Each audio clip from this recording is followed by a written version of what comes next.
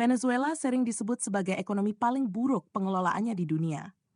Klaim ini mungkin terdengar berlebihan, apalagi dengan adanya banyak negara lain yang juga menghadapi tantangan ekonomi serius.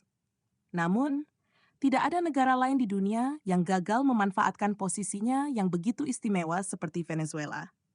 Negara kecil di Amerika Selatan ini memiliki cadangan minyak terbesar di dunia, jauh melampaui negara lain.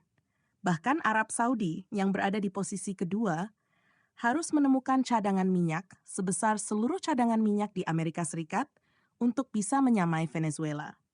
Di kanal ini, kita sering membahas bahwa kekayaan sumber daya alam tidak selalu berarti kemakmuran ekonomi. Tetapi, dengan skala kekayaan sumber daya sebesar ini, Venezuela seharusnya bisa memaksa jalannya menuju kelas atas ekonomi global. Sayangnya, peluang ini disia-siakan. Dalam kurun waktu kurang dari 1 dekade, Venezuela telah kehilangan lebih dari 80% dari produk domestik brutonya. Kemerosotan ini begitu parah sehingga banyak lembaga ekonomi internasional tidak lagi mengumpulkan data dari Venezuela karena kondisi ekonominya yang terlalu kacau untuk dianalisis. Situasi ini akan terdengar lucu jika saja tidak begitu tragis. Saat ini, Venezuela menjadi salah satu negara paling berbahaya dan miskin di dunia. Berbagai alasan yang patut ditelusuri satu persatu telah membuat Venezuela terisolasi dari dunia internasional. Penduduknya meninggalkan negara itu dalam jumlah besar, sementara pemerintahan yang tidak stabil membuat Venezuela tidak mampu menarik tenaga kerja maupun investasi untuk mengelola cadangan minyaknya yang melimpah. Keadaan ini tidak menunjukkan tanda-tanda perbaikan. Pada akhir tahun lalu, Venezuela bahkan mengancam mencaplok wilayah negara tetangganya, Guyana, yang semakin membuatnya dijauhi oleh komunitas global. Kemudian, pada bulan Juli 2024, negara ini mengadakan pemilu yang sangat kontroversial, memunculkan pertanyaan besar tentang siapa yang sebenarnya memegang kendali. Venezuela bisa disamakan dengan seseorang yang memenangkan lotre, tetapi terlalu tidak kompeten untuk mengklaim tiket kemenangan mereka, apalagi mengelola uangnya setelah itu. Namun, jika kita bisa belajar lebih banyak dari gagalan dibandingkan dari keberhasilan, maka Venezuela adalah kasus yang menarik untuk dianalisis. Bagaimana bisa negara dengan potensi sebesar ini menjadi begitu miskin? Apakah semua masalah ini murni berasal dari dalam, atau ada kekuatan eksternal yang turut memperburuk keadaan? Dan yang paling penting, apakah ada cara realistis bagi Venezuela untuk membalikkan keadaan ekonominya? Mari kita bahas semuanya dalam Ekonomi Nusantara. Sepanjang sejarahnya, Venezuela selalu menjadi wilayah yang sangat bergantung pada minyak bumi. Bahkan sebelum penjajahan Spanyol, penduduk asli Venezuela sudah memanfaatkan tar minyak yang keluar dari tanah untuk menjaga api tetap menyala sepanjang malam atau melapisi perahu mereka agar tahan air. Setelah perjuangan kemerdekaan yang melelahkan pada abad ke-19, negara ini sangat diuntungkan oleh penemuan minyak. Minyak menjadi satu-satunya hal yang memungkinkan pemerintah tetap stabil, baik melalui pendanaan negara maupun penyuapan terang-terangan. Meskipun jauh dari sempurna, sistem ini berhasil untuk beberapa waktu. Venezuela modern dikenal sebagai salah satu contoh negara rentier state, di mana sebagian besar pendapatan berasal dari sewa yang dibayarkan oleh perusahaan, pemerintah, dan individu asing. Produksi minyak Venezuela meningkat pesat selama dekade 1920-an, dari hanya sekitar 1 juta barel menjadi 137 juta barel per tahun. Pada tahun 1929, Venezuela menjadi produsen minyak terbesar kedua di dunia setelah Amerika Serikat. Pada tahun 1935, mata uang Venezuela, Bolivar, melonjak nilainya seiring dengan dominasi minyak sebagai sektor prioritas, yang menyumbang 90% dari total ekspor negara tersebut. Namun, dominasi ini juga membawa dampak buruk berupa Dutch disease, yaitu kondisi di mana sektor sumber daya alam yang dominan justru melemahkan sektor ekonomi lainnya. Masalah ini terus menjadi pola umum hingga abad ke-21.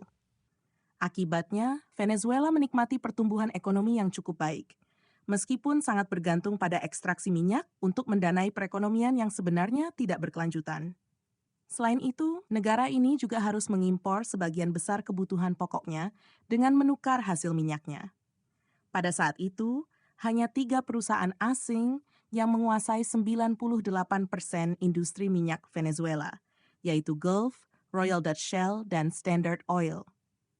Pemerintah mencoba mereformasi sektor minyak untuk mengalihkan lebih banyak dana ke kas negara. Undang-Undang Hidrokarbon yang diberlakukan pada tahun 1943 menjadi langkah awal ke arah ini, mewajibkan perusahaan asing untuk menyerahkan setengah dari semua keuntungan minyak mereka kepada negara.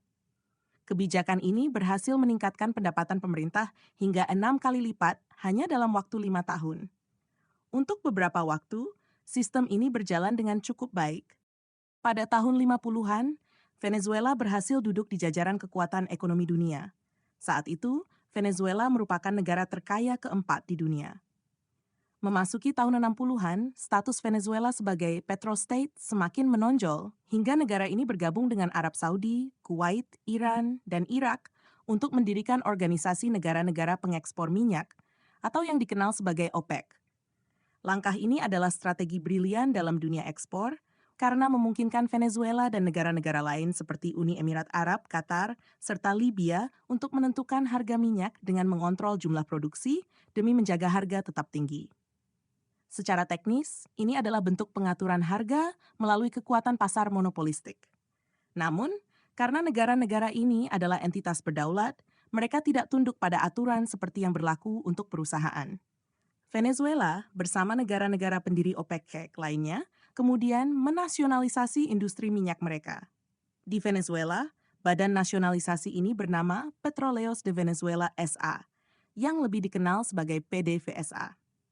Dinamika ini semakin berkembang ketika Venezuela terus menemukan cadangan minyak baru, menjadikannya bukan hanya negara minyak yang signifikan, tetapi negara dengan cadangan minyak terbesar di dunia. Mulai dari awal tahun 2000, ekonomi Venezuela mengalami lonjakan besar dengan produk domestik bruto mencapai puncaknya sebesar 372 miliar dolar Amerika pada tahun 2012. Lonjakan ini hampir sepenuhnya didorong oleh ekspor minyak yang sangat bernilai. PDB bagaimanapun adalah hasil dari konsumsi, investasi, belanja pemerintah, dan ekspor bersih. Namun, bagaimana negara dengan begitu banyak keunggulan bisa jatuh menjadi sangat miskin? Jawabannya dapat dirangkum dalam satu kata: salah kelola. Salah satu contohnya adalah kebijakan pemerintah terkait kenaikan harga minyak pada tahun 2004. Badan Energi Internasional mencatat bahwa kenaikan ini disebabkan oleh pertumbuhan permintaan yang kuat di Asia dan Amerika Utara. Selain itu, perang yang terjadi di Timur Tengah mengganggu rantai pasokan dari pemasok utama minyak dunia lainnya. Venezuela sebenarnya mencoba mengambil posisi yang menguntungkan untuk memanfaatkan kenaikan harga ini. Kepemimpinan baru yang dimulai pada tahun 1999 berupaya memperkenalkan ladang minyak baru, karena banyak ladang minyak yang ada telah menjadi stagnan. Pada tahun 70-an, pemerintah Venezuela mulai menerapkan kuota produksi minyak dan mengambil sikap tegas terhadap korupsi serta birokrasi. Namun, setelah terjadi pemogokan besar-besaran di PDVSA pada tahun 2002, pemerintah melakukan perombakan besar-besaran di perusahaan minyak nasional tersebut. Ribuan pekerja yang terlibat dalam pemogokan digantikan oleh individu-individu yang mendukung tujuan baru pemerintah. Perubahan ini membuat Venezuela dibanjiri uang tunai. Pemerintah pun, setidaknya di permukaan, mencoba menggunakan kekayaan itu untuk meningkatkan standar hidup rakyatnya. Sistem kesejahteraan sosial yang sangat murah hati, seperti subsidi kesehatan, makanan, dan pendidikan, menjadi pilar utama yang ditunjukkan pemerintah sebagai tanda kepemimpinan yang kuat. Kebijakan-kebijakan ini juga membantu menurunkan angka kemiskinan dengan cepat. Bagi rakyat Venezuela, negara ini mulai terlihat seperti kisah sukses ekonomi yang juga menjadi tujuan utama pemerintah dalam membangun kembali kepercayaan rakyat terhadap institusi yang telah hancur selama 50 tahun terakhir. Dengan kenaikan harga minyak dan proyek-proyek kesejahteraan besar-besaran pada awal tahun 2000, Venezuela tampak seperti akan menjadi kisah sukses progresif terbesar di Amerika Latin modern. Namun, ada satu masalah besar. Sistem ini tidak pernah benar-benar bekerja, atau setidaknya tidak berkelanjutan. Ketika dikelola dengan benar, ekspor yang kuat memang bisa melindungi ekonomi dari guncangan besar seperti krisis finansial global pada tahun 2008. Minyak misalnya, biasanya memiliki elastisitas rendah, baik dalam hal penawaran maupun permintaan. Proses awal ekstraksi minyak yang kompleks dan mahal membuat suplai minyak sulit meningkat dalam waktu singkat. Sementara konsumen juga tidak memiliki banyak pilihan selain membeli bahan bakar minyak. Namun, Venezuela tidak mengalami banyak kesulitan dalam membangun infrastruktur ekstraksi minyaknya. Negara ini secara harfiah berada di atas cadangan minyak bumi, sehingga mereka tidak perlu berinvestasi dalam teknologi pengeboran lepas pantai atau canggih. Mereka cukup mengebor tanah, dan minyak mentah pun keluar dengan mudah. Yang benar-benar menjadi masalah utama adalah cara pemerintah mengelola uang dari minyak ini. Korupsi menjadi masalah besar di semua level, mulai dari suap kecil kepada penegak hukum lokal, hingga korupsi besar di tingkat pemerintah nasional. Dengan uang yang melimpah, banyak pihak tergoda untuk memperkaya diri sendiri. Pekerjaan paling diinginkan di negara ini adalah pekerjaan di sektor pemerintah yang dibiayai oleh pendapatan minyak. Alasannya sederhana, pekerjaan ini memberikan akses mudah untuk melakukan korupsi dan penggelapan dana. Hingga kini, miliaran dolar dari transfer resmi dalam rekening pemerintah masih belum dapat dipertanggungjawabkan. Belum lagi korupsi sehari-hari yang terjadi di tingkat individu. Semua ini semakin memperburuk situasi ekonomi Venezuela dan menambah daftar panjang tantangan yang harus dihadapi negara tersebut. Pada tahun 2006, terungkap bahwa sekelompok kecil bankir Venezuela meraup keuntungan besar dari pembelian obligasi Argentina oleh pemerintah Venezuela, yang pada akhirnya merugikan kas negara. Selain itu, ada program sosial yang disebut-sebut sebagai kebanggaan pemerintah. Kebijakan pemerintah sangat populis, yang intinya adalah membagikan uang dari minyak demi mendapatkan dukungan rakyat. Tentu saja, ini bukan hal buruk karena pada dasarnya sumber daya alam itu memang milik rakyat. Namun, cara ini membuat Venezuela sangat bergantung pada harga minyak, terutama karena negara ini juga harus mematuhi kuota produksi OPEC. Ketika harga minyak tinggi, Venezuela mampu meningkatkan PDB-nya secara paksa hingga tahun 2014. Sayangnya, situasi ini berubah drastis ketika serangkaian masalah mulai muncul secara cepat. Setelah meningkat selama lebih dari 1 dekade, pendapatan minyak Venezuela merosot hingga 93% antara tahun 2012 hingga 2020. Dalam periode yang sama, pendapatan per kapita turun 72%. Pada tahun 2014, inflasi mencapai 69%, angka tertinggi di dunia saat itu. Pada tahun 2018, inflasi melonjak drastis hingga lebih dari 130.000%. Hingga tahun 2023, inflasi masih berada di angka 190%. Ketergantungan yang hampir sepenuhnya pada minyak memang selalu membawa tantangan. Tetapi masalah utama Venezuela sebenarnya terletak pada bagaimana pemerintah menangani peluang emas tersebut. Disinilah perbandingan dengan Norwegia menjadi relevan. Norwegia sering dianggap sebagai contoh terbaik dalam mengelola kekayaan minyak. Kedua negara sama-sama memiliki industri minyak yang dikelola pemerintah, tetapi perbedaannya terletak pada cara Norwegia menggunakan hasil minyak untuk menciptakan kekayaan yang berkelanjutan. Jika Venezuela melakukan hal yang setara dengan memenangkan lotre hanya untuk menghabiskannya pada rumah mewah dan mobil mahal, Norwegia memilih pendekatan yang lebih hati-hati. Norwegia menggunakan pendapatan minyaknya untuk mendanai program sosial yang murah hati, tetapi dengan lebih dahulu menempatkannya dalam dana investasi. Norwegia mendirikan dana kekayaan berdaulat terbesar di dunia yang saat ini bernilai 1,6 triliun dolar Amerika atau setara dengan 295.000 dolar Amerika per warga negara Norwegia. Norwegia juga memiliki aturan yang dikenal sebagai aturan 3%, di mana pengeluaran dari dana tersebut hanya sebesar hasil investasi yang diharapkan, bukan dari pokok dana minyak itu sendiri. Ini berarti Norwegia sebenarnya menghabiskan hasil konservatif dari investasinya, bukan dari sumber daya minyak yang tidak dapat diperbarui. Bahkan, Norwegia memiliki kebijakan bahwa dana ini tidak boleh diinvestasikan pada hal-hal yang dianggap tidak bermoral, termasuk bahan bakar fosil. Bandingkan ini dengan Venezuela, yang tidak memiliki batasan seperti aturan 3%. Venezuela memang berhasil memberikan uang dalam jumlah besar kepada rakyatnya dalam waktu singkat, tetapi biaya untuk mendapatkan dukungan rakyat dan wilayah menciptakan defisit yang parah. Alih-alih memilih dana kekayaan yang menguntungkan semua orang, Venezuela membentuk sistem yang hanya memperkaya segelintir kelompok tertentu.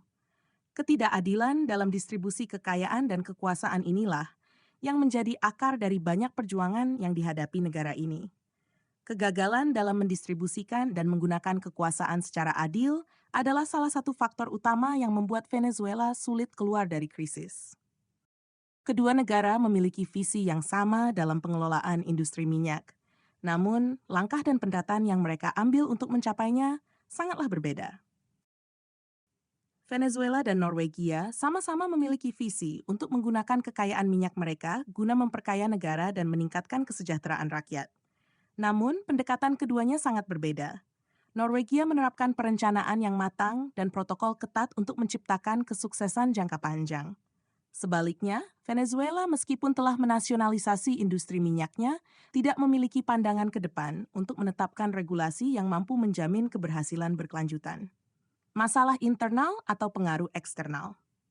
Ini membawa kita pada pertanyaan, apakah krisis Venezuela sepenuhnya berasal dari dalam negeri, ataukah ada kekuatan eksternal yang turut berkontribusi?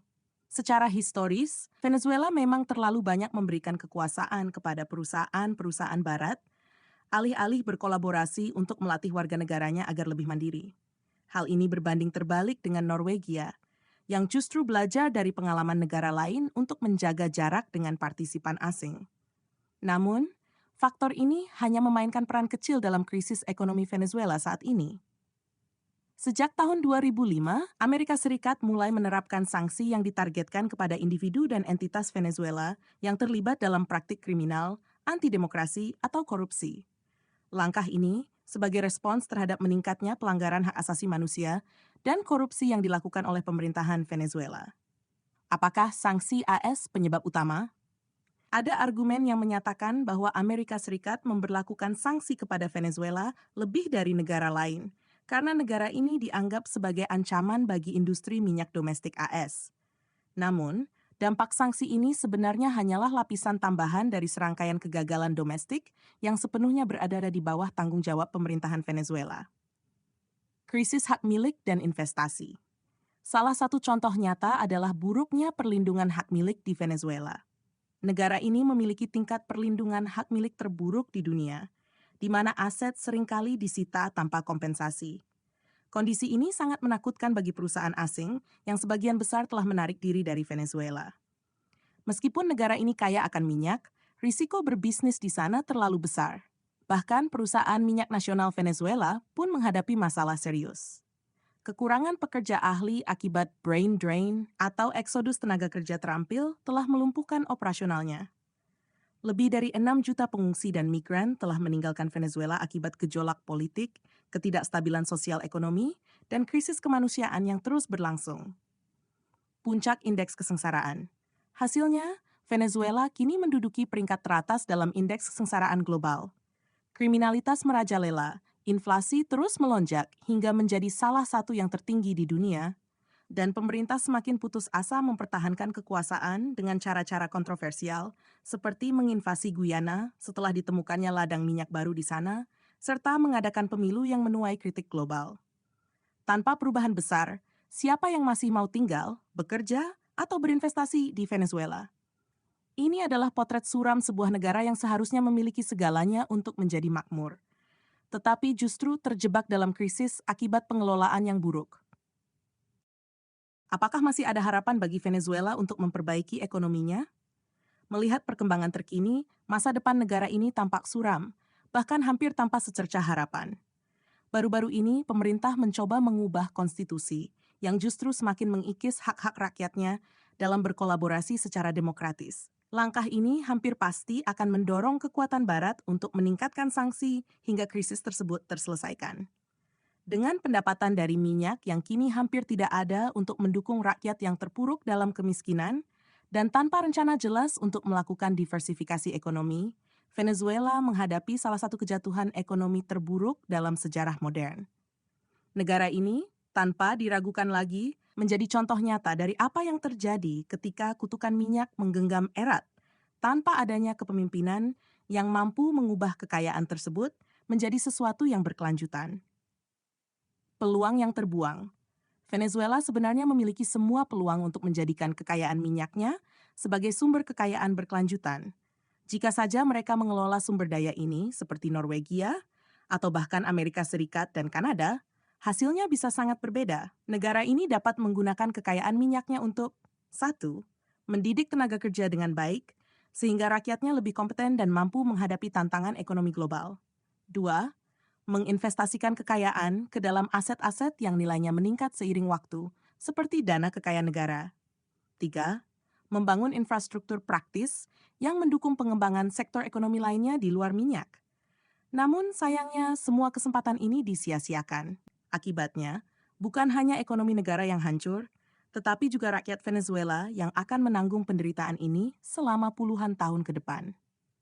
Krisis ini adalah cerminan menyedihkan dari pengelolaan yang buruk atas sumber daya alam yang luar biasa.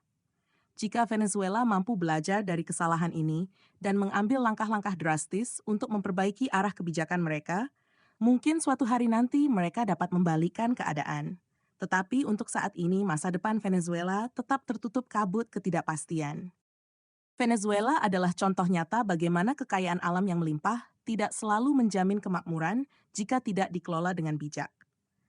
Krisis yang dihadapi negara ini mengajarkan kita pentingnya kepemimpinan yang visioner, transparansi, dan perencanaan jangka panjang dalam mengelola sumber daya.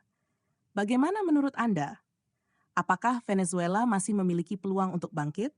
Ataukah negara ini sudah terjebak terlalu dalam untuk keluar dari krisis? Kami ingin mendengar pendapat Anda. Diskusikan di kolom komentar di bawah ini. Jika Anda menikmati video ini, jangan lupa untuk like, share, dan subscribe ke channel Ekonomi Nusantara agar Anda tidak ketinggalan pembahasan menarik lainnya. Terima kasih telah menonton, dan sampai jumpa di video berikutnya.